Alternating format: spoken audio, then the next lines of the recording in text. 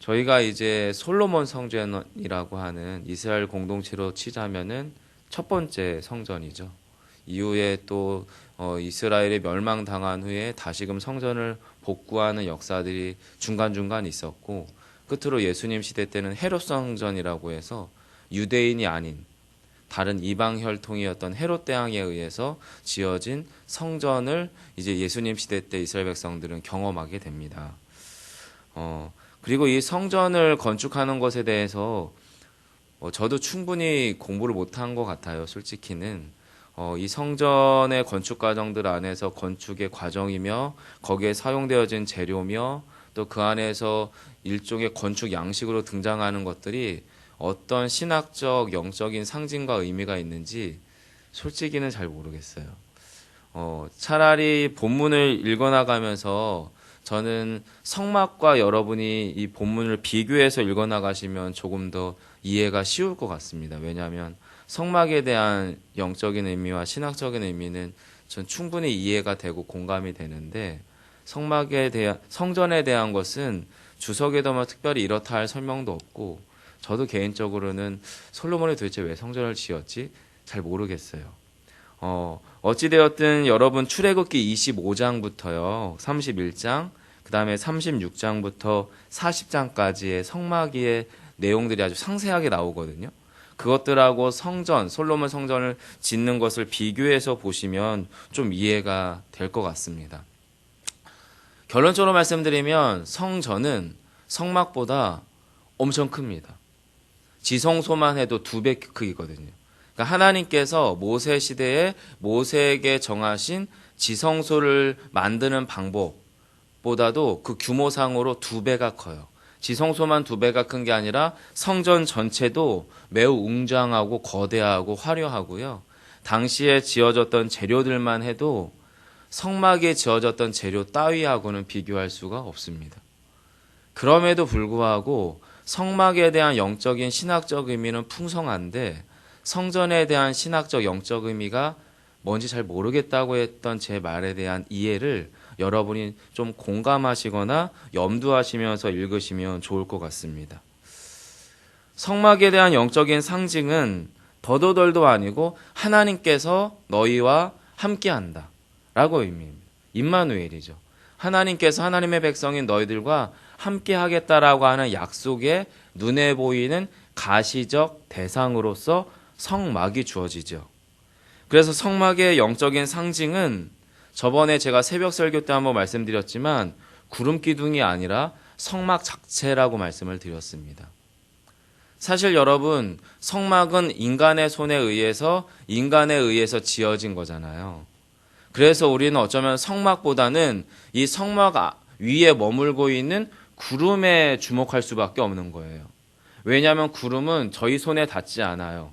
보이기는 하지만 우리가 만들 수 있는 것도 아니고 그 구름을 성막 위에 끌어다가 멈춰 세울 수 있는 것도 아닙니다. 그래서 우리의 일반의 사람들은 성막이 지어져 있고 성막에 세웠을 때 그 위에 머물고 있는 구름 기둥이나 불 기둥을 보면서 우리는 와 할 수 있겠지만 실제로 성막 위에 있는 구름 기둥과 불 기둥의 제 역할은 뭐냐면 여기에 하나님의 임재를 상징하는 법궤가 있음을 보여주는 신호등 같은 게 바로 구름 기둥이고 불 기둥이었습니다. 즉 여러분, 이스라엘 공동체 안에서 광야 시절에 이스라엘 백성들이 사후 사방으로 12개의 진을 치고 중앙에 성막이라고 하는 하나님의 임재가 상징되는 텐트를 친 거죠. 그리고 여러분, 그러면은 최소 200만이라고 친다고 최소 인구를 200만으로 친다면 가장자리 맨 끝에 텐트에서 지내고 있는 이스라엘 백성 중에 아무개시, 이 아무개시는 사실은 맨 끝에 있는 텐트에 있을 때는 중앙에 성막이 안 보여요. 그죠? 왜냐하면 성막의 높이와 천막의 높이가 다 거길 거니까. 그럼 여러분, 맨 진영의 맨 가장자리에 있는 유대인 아무개시는 우리와 함께 계시는 하나님을 뭐를 통해서 확인할 수 있겠습니까? 불기둥과 구름기둥을 보며 저기에 여호와의 법궤가 있고 성막이 있구나라고 하는 것을 어떻게 해요? 떠올리는 거죠. 그러면서 내가 지금 하나님이 함께 거하시는 이스라엘 공동체 안에 속해 있구나라고 하는 것을 확증하게 되는 겁니다. 성막은 그런 기능이었습니다. 그리고 이 성막을 나중에 히브리서나 사도 바울은 예수 그리스도가 이 땅에 육체를 가지고 있고 오심에 대하여 비유적으로 풀어 설명하므로 성막은 육체로 오신 예수 그리스도의 상징임을 말하고요. 또한 동시에 히브리서는 저와 여러분에게 육체의 장막을 벗은 후에 최종적으로 참 성막 대신 하나님의 언약의 땅, 바로 하나님의 나라에 속한 자로, 참 성정에 속할 자로 우리를 어떻게 해요? 육체의 장막을 벗고 참 성막을 입을 자로 우리를 또한 표현합니다. 그래서 여러분, 성막이라고 하는 영적인 키워드는 구약으로부터 요한계시록에 이르기까지 그 의미가 풍성해요. 그런데 성전을 굳이 우리가 이해하자면 이제 새하늘과 새 땅, 예루살렘에서 등장하는 하나님께서 말씀하시는 새하늘과 새 땅에 있는 새 예루살렘 성전 정도로만 우리가 이해할 수 있고 에스겔의 환상에 등장하는 성전 정도로 이해가 가능합니다. 그래서 오늘 저는 여러분에게 이야기하고 싶은 것은 성막과 성전을 조금 비교하고 오늘 본문에서 질문 몇 가지를 통해서 의미를 좀 구체적으로 살펴보려고 하는데요. 성막과 성전의 결정적인 차이점은요. 성막은 이동 가능하고요. 휴대용이거든요. 성전은 어떻게 되어 있습니까? 네, 땅의 정주성, 멈춰 있습니다. 소위 짱 박히는 거죠. 딱 서면 그냥 거기에 쭉 있어야 되는 거예요. 자, 그럼 여러분 생각을 해보세요. 왜 하나님이 성막을 이동 가능한 방식으로 요청하고 지으셨을까요? 이게 너무 중요합니다, 실은. 여러분, 이 성막을 사용해야 되는 사람들이 누구였냐면 유목민이었습니다. 이것도 지난번 새벽에 예전에 한번 설명을 드렸는데요. 유목민들이 가지고 있는 삶의 습성, 살아남기 위해서는 가져야 되는 매우 이질적이지만 분명한 두 가지 속성이 유목민들에게 있는데요. 첫 번째는 수용성입니다. 유목민들은 기본적으로 자신의 텐트에 찾아오는 손님들을 자기 가족처럼 어떻게 해요? 선대해야 됩니다. 그래서 유목민들 안에는 어느 정도의 풍습이 있냐면 자기가 내어줄 음식이 없으면 자기가 먹을 밥그릇을 그 손님에게 내어줘야 될 정도였고요. 자신이 그 손님을 환영한다는 의미를 어디까지 적극적으로 표현했냐면 자신과 한 이불을 덮는 아내를 그 손님에게 전해줄 정도까지 유목민들은 손님 선대하기를 엄청 극진히 했습니다. 왜냐하면 이런 속설이 있거든요. 오늘 밤에 찾아온 손님을 내가 홀대하면 그 손님은 밤사이에 자기를 죽이는 강도로 돌변한다는 게 유목민들의 습성이었습니다. 그래서 유목민들은 기본적으로 수용성이 강력해야 됩니다. 하지만 동시에 지난번 김근유 교수님이 오셔서 설명하셨지만 유목민이었던 어느 한 사람이 정주되어 있는 도시로 들어갈 때 생기는 파괴적인 영향력은 상당하지요. 그것과 동시에 어떠한 속성이 또 있냐면 유목민들은 정주하는 어떤 도시로 들어가서 거기서 영원히 거주하는 순간 무엇을 상실하냐면 유목성을 상실하게 됩니다. 유목민들은 기본적으로 이동하면서 목초지를 찾아서 양과 소의 풀을 뜯어 먹여야만 그 소로부터 젖도, 그 소로부터 털도, 그 소로부터 가죽도 얻어서 생계가 가능한 민족이거든요. 그래서 여러분 기본적으로 유목민이 유목성을 유지하려고 하면 배타성을 가져야 됩니다. 자신들의 이 유목성을 유지하기 위한 강력한 자기 정신을 지키기 위한 그런 배타성이 남들이 아무리 야, 저 도시가 좋대, 저기가 좋더래, 저기에 앉아있으면 목초지가 차고 넘친데 물이 많아, 우리 저기 가서 쭉 살자라고 이야기해도 절대 유목민들은 그런 정주도시 가운데 오랫동안 머물진 않습니다. 왜냐하면 자기들의 유목성을 상실하는 순간 자기들의 역사성이 말라지기 때문에. 그래서 여러분 그래서 유목민은 기본적으로 배타성과 수용성을 동시에 가지고 있어요. 근데 여러분 이것이 뭐와 매우 밀접하게 유사하게 관계가 되어 있냐면 교회가 가지고 있는 두 가지 속성과 매우 유사합니다. 교회는 자신의 거룩성을 유지하기 위하여 세상과 배타적 관계 가운데 있어야 됩니다. 왜냐하면 복음의 정신을 상실하지 않고 복음으로 세상을 바꾸기 위해서는 그들 안에 참 교회가 무엇인지에 대한 분명한 자기 이해와 정신을 유지해야만 교회는 교회가 될 수 있어요.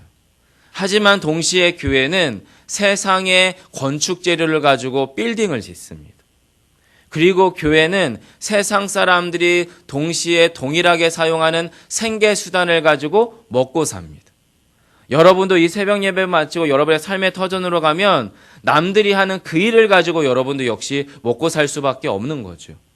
무엇을 말하냐면 교회는 세상 속에 있으나 세상에 오염되지 아니하고 세상을 변화시킬 수 있는 세상에 속한 수용성을 가지고 있는 집단, 공동체가 바로 교회이기 때문입니다. 그럼 여러분 교회가 이런 수용성과 배타성을 헷갈리기 시작하면 어떻게 되느냐?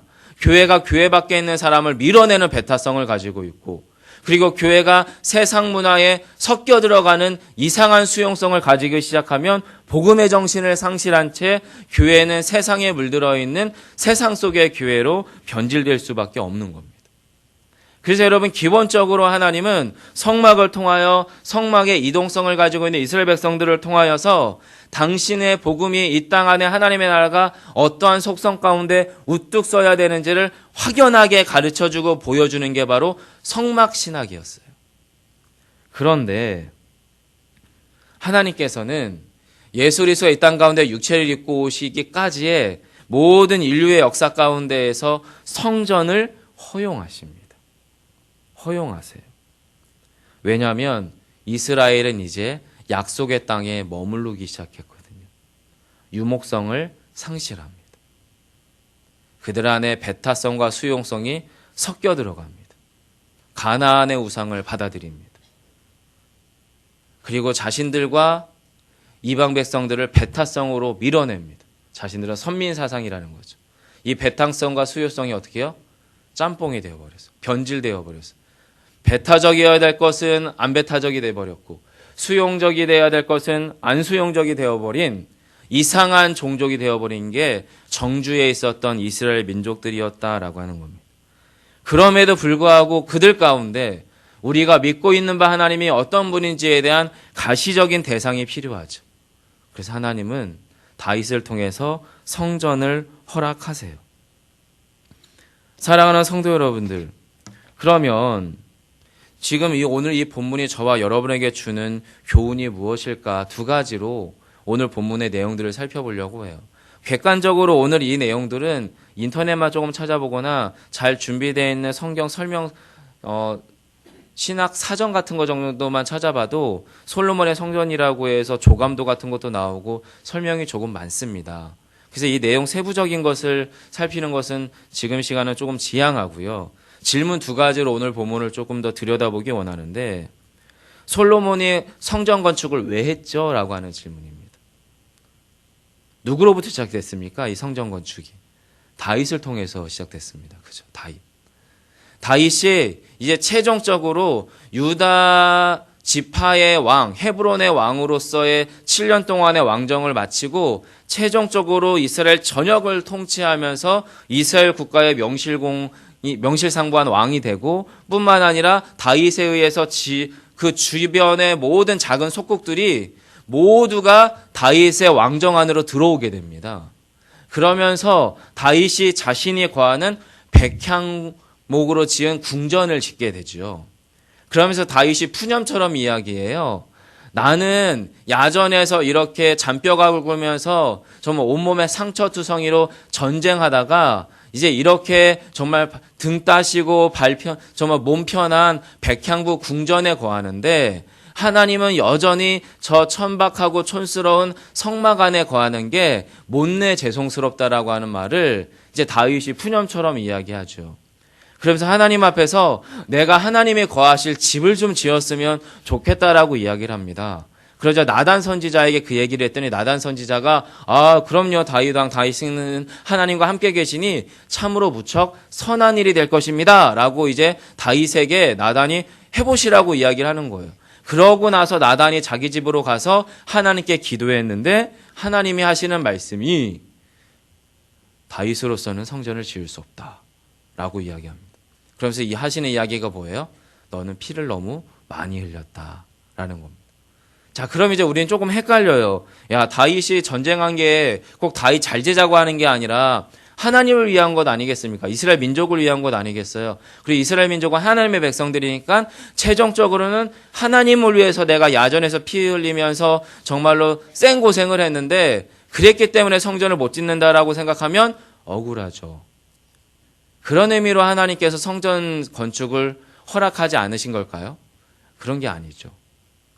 무슨 이야기냐면 여러분 그 당시에 이스라엘 민족들이 유목성을 탈피하고 어느 한 국가 공동체로 어느 한 지역의 왕국으로 선다라고 하는 것은 이스라엘 백성들이 그 가운데에서 다윗을 통해서 성전을 짓잖아요.